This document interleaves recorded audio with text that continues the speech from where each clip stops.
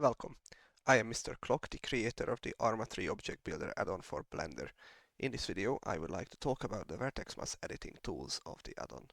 Before we really dive into the features, a quick note: the original version of this video was released back in November, but since then I published a new version of the plugin, which is 2.5.0, and in this version I've made some changes to this editing panel, which are actually quite important, so I decided to make a new version of this video to showcase the actual state of the plugin. Creating custom models and importing them into Arma, one of the frequent requirements is to have a geometry LOD.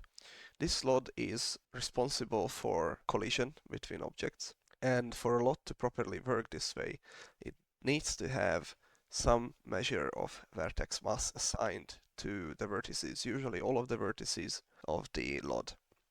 To do this in the Object Builder application, there is just a simple slider. In this plugin, I decided to come up with a few hopefully useful, more complex tools. To demonstrate the capabilities, I will just use this default cube for now and go into, well, actually, let's just go over the panel. So currently the live editing option is disabled by default. It also says live editing is unavailable. Even if I enable it, it does not activate in object mode. I will explain the reason later. So let's just leave it disabled for now. Now below there are a few settings. The first settings are this little selection which says mass or density, and then a value below that. Basically what we can do here is set a value. So let's say that I want this cube to have a mass of 10 kilograms. So the value should be interpreted as kilograms when it's set to mass, and then we can also set it to represent the density, which should be given in kilograms over cubic meters. So let's just go with mass, and you can see that the options change based on which option we select. So if we have this set to mass of 10 kilogram, the first option we have is to set mass on each. So if we click this, what this will do is it will go over the entire object that we currently have selected, and to each of the vertices of the object it will assign 10 kilograms. So in total this cube will have 80 kilograms. Then the second option we have here is the distribute mass. What this will do is it will take the mass we gave here and then distribute it equally. In uniform distribution, it will distribute the mass equally. So this will decide the 10 kilograms to the 8 vertices, which should give every vertex 1.25 kilograms of mass. In this case, the weighted and uniform distribution would give the same result, and I will show them more in depth in edit mode. If we set this to density, these two options become unavailable, and what we get is the mass from density. So what this will do is it will take the value we set and interpret it as a 10 kilogram per cubic meter, and then it will calculate the overall volume of the selected object, the closed components of the selected objects actually, and then calculate the overall mass from this volume and the density, and then in uniform mode this will again distribute the overall mass uniformly among all the vertices, and with weighted distribution I will show in edit mode. And then the last option is the clear all masses, so this will essentially just erase all the vertex masses from this object. So to actually show how this work in practice, we will switch to edit mode and switch to vertex selection. So let's go over the stuff again. So in edit mode we can actually enable the live editing feature, and what this will do is it will show the current accumulated mass of the selection we currently have. So if we don't have anything selected, this will always be zero. If we have some selection, this will show the accumulated mass of the selection. If we have everything selected, it will show the entire object. And this is very useful when we are actually tweaking the geometry. Now we can actually also directly edit the mass with this slider. So for example, if I select these 4 vertices up top and I want to set them to 10 kilograms, I will just type 10 here, and this will be functionally equivalent to inputting 10 here with mass and then distributing it uniformly. So this will actually look at the previous mass value it had, look at the targeted mass value, and then it will distribute the difference equally on the selection. So it's 10 kilograms, we can also slide, or we can just type. And so we can see that the top 4 vertices will have 10 kilograms and the bottom 4 will have actually 0. And if you select the entire object, it will have again 10 kilograms just from the top 4. Okay, the next features that we mentioned is the set mass on each. So let's say that I want to set on the entire object, I want to set 10 kilograms on each vertices. So I will click set mass on each, and we can see that the current mass turned to 80 kilograms with 8 vertices. We can obviously change this to just 1 and see that it is again 8. Now the second option is the distribute mass. So with uniform distribution, this will actually do the same as, well, actually not the same as set mass on each, but this will do the same as using the slider from 0 and actually just typing the target value. So let's say that I want to have 10 kilograms on this whole object and then distribute mass. We can see that the overall mass is 10, and then each vertex has a 1.25 kilogram mass to it. The other option is the weighted option. Now, uniform distribution is fine if the object is symmetrical on all axes, or if we don't really care for the center of mass of an object. But for example, if we have this object, let's clear the masses, and let's say that the object has for some reason not a uniform vertex distribution. So let's say that our cube for some reason has a loop cut on the left side in this view. If we select the entire object and set distribute mass, the overall mass will be 10 kilograms, but because there are more vertices on the left side, the center of mass or center of gravity of this distribution will be roughly, well, exactly where our 3D cursor is, which is not the geometric center of the object in this case, which might not be desirable. So there is a new option, which is the weighted distribution. If we use this one and click on distribute mass, the current mass will be again 10 kilograms, but the center of mass will be retained in the geometric center of this object. So if we check the vertices themselves, we can now see that the vertices will have different masses assigned to them. So these 4 vertices on the loop cut will assign in total 5 kilograms, which is 1.25 each vertex, and then these 4 vertices will have 1.24 in total, and then these 4 will be 3.76. And in total it's still 10 kilograms, and this way the center of mass is actually in the center of the object.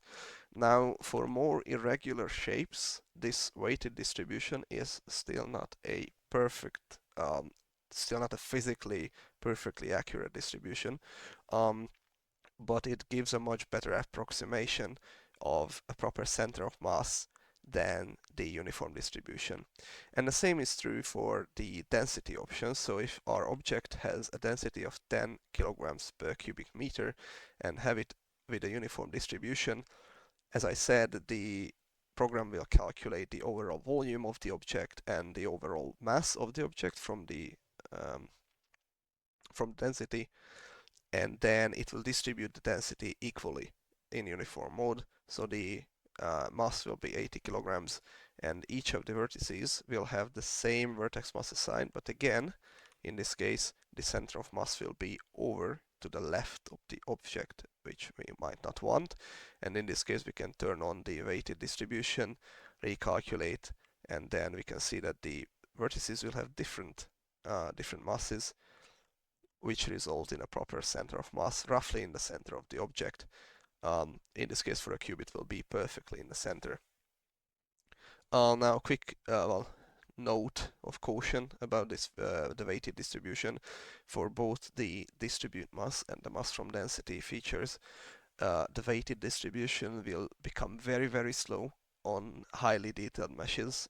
Unfortunately, the current implementation in the plugin uses a very naive but relatively simple to maintain solution to this problem. So it is not recommended to use it on meshes with more than 500 vertices. Realistically, this feature will mostly be used on very uh, low resolution meshes for geometry objects, so this should not be an issue. And then both the distribute mass and the density calculation operate only on completely selected closed components. So for example, if I were to select just the 4 vertices of this cube, not the rest, and try to calculate from mass, mass from density, it will ignore the cube. We can also see a warning pop-up that it didn't find any completely selected closed selections, closed components. This is because the volume calculations um, rely on having closed components, so not finding any will result in a soft error. And then lastly, we can see that the last option also changes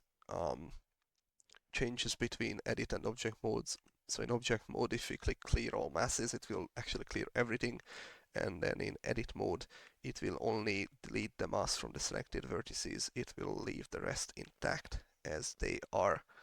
And as I said, this is true for the rest of the options. They behave differently because they operate on the entire mesh in object mode and they operate on the selection in edit mode. To showcase the next set of features, I imported a tank model that I've made some time ago, and this is the Analyze sub-panel of the Vertex mass editing tool, which can be used to check and improve on the vertex mass distribution on complex geometries. So this tool has mainly two functions. The first one is to find the center of mass of an object. So this tank already has vertex mass is assigned almost 40 tons, as we can see. And if I check on center of mass, it will move the 3D cursor in Blender to the center of mass calculated from the vertex masses. Now, if we actually want to see how the mass is distributed over the object, we can use the Visualize tool. We have basically two options for this. We can also set the colors, but the two options are to either visualize the mass by component or by vertex. So the component version will select each component, calculate the mass over the component, and then color all the vertices based on that component. The vertex option will just go over every vertices and show them relative to each other. So let's go ahead and click on Visualize for component. And this did something, but we cannot yet see it. The best way to utilize this tool, in my opinion, is to go over to the viewport shading options, turn the viewport to flat shading, switch the color from material to attribute, and actually also enable X-ray, which will also help, and then go over to the mesh data, and then in the color attributes select the vertex mass option, which is what we can define here. And now we can actually see the weight distribution of the object. As we can see on this tank, because of the way I did it and because I did not pay attention, the color of the turret mechanism actually is the heaviest part of the tank, which obviously is not a good thing to have.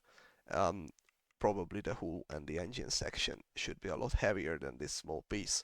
And then we can also switch to vertex and visualize again, and then we can see that all the vertices mainly have the same vertex mass, except for these few pieces where the vertices are lighter, and then these little balancing cubes that I put in a few places that have actually higher vertex mass. And then if you look down, we can also see that it provides a few statistics. So it shows also the color ramp to show what color is what on the coloring, The stats show the um, minimum component mass, maximum average, the total, and also how many components in this case. And then if we were in vertex mode and visualize, you can see that the minimum vertex mass, maximum, the average vertex mass, total, which should be the same between vertex and component, and then the count of the vertices, in this case is 250. With these tools, we can also validate what I said earlier about the distribution. So if I go ahead and add back the cube we had earlier and add the loop cut here and actually disable the settings, we can see that if I set the uniform distribution mass, distribute mass, and then find the center of mass of the object, it will be very much off to the left. If we instead go with the weighted distribution and find the center of mass, it will be in the center. So this is a good demonstration that the weighted option actually works better in these cases. With that, I hope you will find the vertex mass editing tools useful. Thank you.